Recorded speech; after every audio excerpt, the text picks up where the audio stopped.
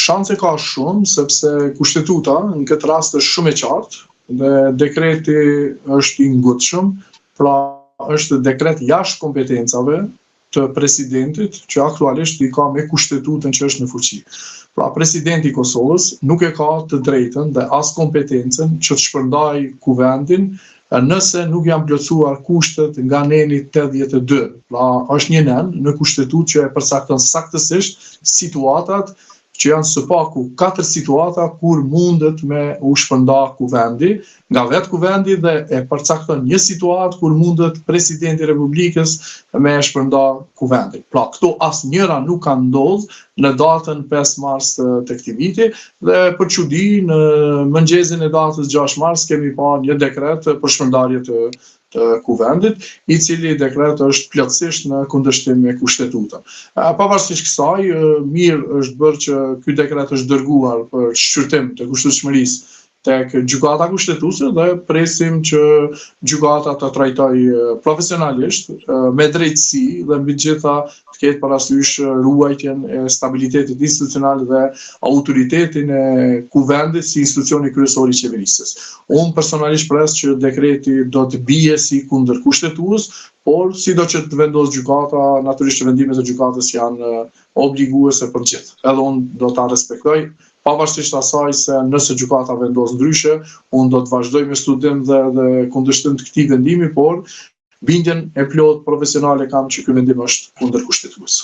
Profesor, ju e dini më mirë atë edhe shprehjen që në dy juristë janë 3 mendje, por në këtë rast pse gjykata kushtetuese nuk e në kushtetutë nuk është shkruar që duhet të kryhet zgjedhja e presidentit të ri brenda 20 ditët e fundit apo 15, pra ka lënë nëse kryhet në 30 ditëshin, pra pa hyrë 29 më tej, aty rrjedhimisht pastaj i bie që ky proces ka dështuar.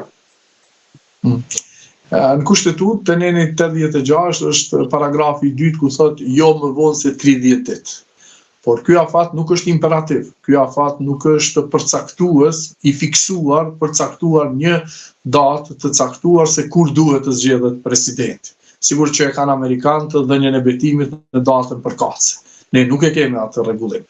Prandaj ekziston ky neni 82 që përcakton se kur mund të shpërndahet kuvendi, duhet më plotësu kushtet. Pra, mos zgjedhja e presidentit në një moment të caktuar nuk e shpërndar në mënyrë automatike kuvendit. Sepse nenin 86 nuk e zbaton presidenti aktual, por e zbaton kuvendi. Kuvendi ka bërë të gjitha përpjekjet për ta zbatuar. Nuk ishte kushte më tutje të vazhdohet, sepse dy partitë opozitare lëshuan seancën dhe pamundsuan quorumin prej 2/3 nga numri i përgjithshëm. Si me vazhdu procedura? Tash, si ka mundësi të dilet në mënyrë arbitrare presidenti aktual, i cili nuk është as pjesë e garës, nuk varet asnjë proces nga ai dhe të shpërndaj kuvendin për mos zgjedhje të presidentit në ditën e 30. Pra, është neni 82 që prapë obligon kuvendin të vepraj. Ai nen përcakton një afat 60 ditor nga dita e fillimit të procedurës.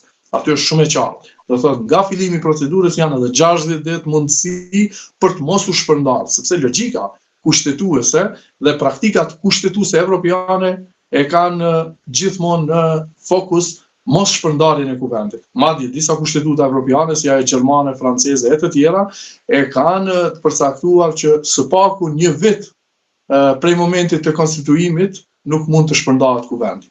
Pra se nuk është në rregull sa po është konstituar kuvendi pas 2 muajve të shpërndahet. Prandaj ekziston edhe kjo mundësi shtesë tek neni 82 për të ruajtur stabilitetin dhe funksionalitetin e institucioneve.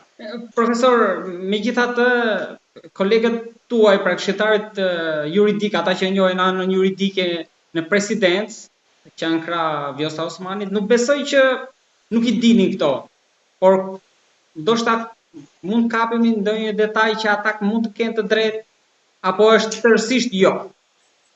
Si veprim politik është në rregull. Pra, si veprim politik deri në një shkallë mund të mirëkuptohet. Por veprimi politik është në kundërshtim me aktin politik, sepse kushtetuta nuk është vetëm akt i pastërt juridik, është edhe akt politik. Është miratuar nga një kuvend i cili po ashtu ka zgjedhur presidentin. Kuvendi i Republikës Kosovës ka kompetencë me zgjedhje presidentin. Prandaj presidenti nuk mund ta ketë një kompetencë për ta shpërndarë kuvendin. Kjo marrëdhënie është e rregulluar plotësisht dhe saktësisht në kushtetutë. Dhe askund në kushtetutë asnjë dispozit nuk ekziston për ta mandatuar presidentin aktual ose për të dhënë një kompetencë të veçantë për ta shpërndarë kuvendin në këto situata. Prandaj tentimi për ta shpërndarë përmes një veprimi politik i cili mund të jetë i menduar mirë, mbase në plane politike, por prandaj ekziston kushtetuta për të përcaktuar minimumin e rregullave për të bërë politikë. Dhe çdo tejkalimi këtyre rregullave për të bërë politikë është kundër kushtetuese. Zotë Hyseni, sa kohë mund marrë gjykata kushtetuese për dalë ndoshta me një vendim të shpejtë për pezullimin e dekretit? E para do duhej me aprovu kërkesën për masë të përkohshme që me pezullu efektin juridik të dekretit, dhe e dyta duhet me trajtu në një afat sa më të arsyeshëm edhe të shpejt kohor, duke e marrë parasysh se mandati i presidentës aktual është deri me 4 prill dhe kjo punë do duhej me u përfundu para datës 4 prill. Pra se nuk ka ndonjë efekt dhe nëse vazhdon përfundimi pas datës 4 prill, çfarëdo vendimi që jep gjykata kushtetuese pas datës 4 prill, konsiderohet është vendim i vëndshëm, cili do qoftë ai. Pra gjykata e ka mundësinë së shpejti me shqyrtu këtë akt, të cilin mundet shumë shpejt me shqyrtu, sepse nuk është ndonjë çështje e komplikume, është çështje shumë e thjeshtë. Për këtë nuk ka edhe jurisprudencë evropiane të mjaftueshme, sepse në demokracitë evropiane, madje as këto të Ballkanit, nuk ka ndodhur situata të tilla që të ketë një ndërhyrje të një presidenti në momentet e fundit të mandatit përballë Parlamentit të Republikës, institucionit kryesor të qeverisë. Po atë me zotin Meta, gjeni lidhje me dekretin e tij për zgjedhjet edhe impeachment